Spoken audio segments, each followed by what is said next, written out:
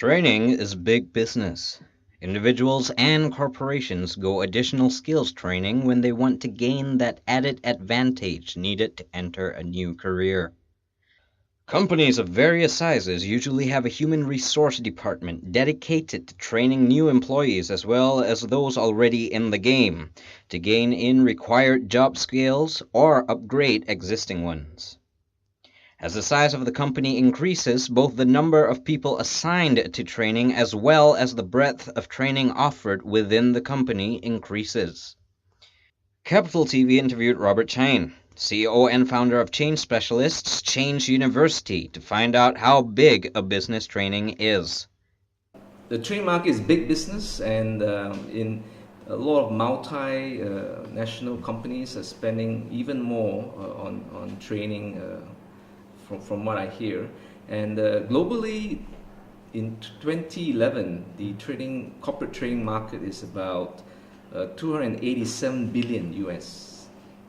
287 billion US, and in USA alone is 60 billion, growing at 12%.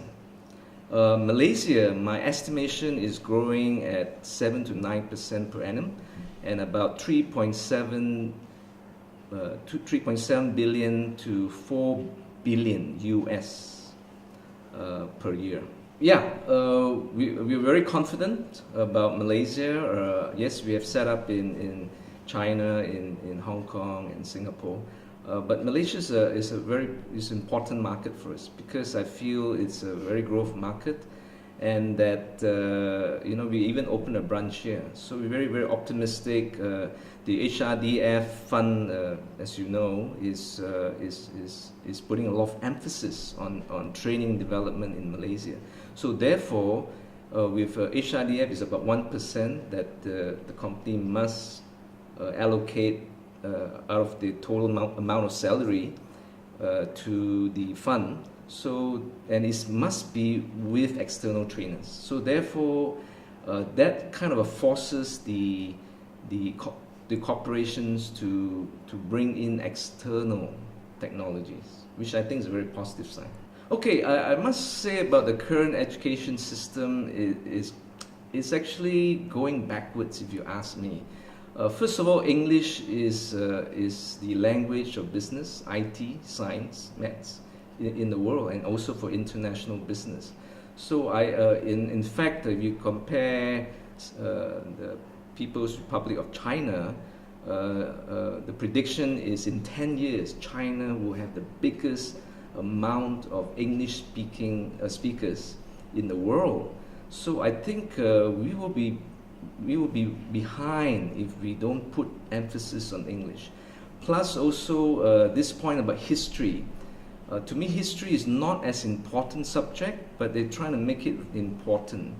So your question again about whether there's future for Malaysian trainers abroad, I say yes, because Malaysia is very interesting. Malaysia have a blend of the East and the West.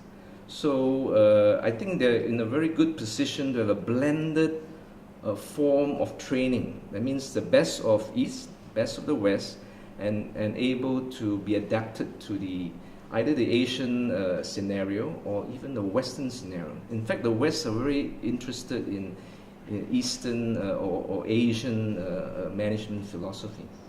So I think there is a good growth for Malaysian to go abroad. Okay, I have some last thoughts. I have a metaphor, which is the Russian doll. You know the Russian doll, when you open the Russian doll, you have a smaller and smaller piece. You can see that there's the biggest piece, it goes smaller. You open another one, there's a smaller and smaller piece. And that's the tiniest piece is here. I often say, as a CEO, I'm actually this piece. So what I'm interested is to hire people better, more effective, and more professional than even myself. But a lot of insecure managers would like to hire people smaller than them, less competent, and less skilled than them. To me, it is a mistake. It is a sign of insecurity. So if you do that, then what you're going to have is a company of dwarfs, which is not what you want. I would like to hire a company of giants. I want to hire someone that is bigger, and that person hires someone even bigger, better, more effective, and then you have a company of giants. And to me, this is the message I want to send to Malaysians. Hire people bigger and better than you, and then we will be a much bigger Malaysia, and maybe we may be conquering the world. That's my message. Thank you. For more information on Change University, check out their website at changeuniversity.com.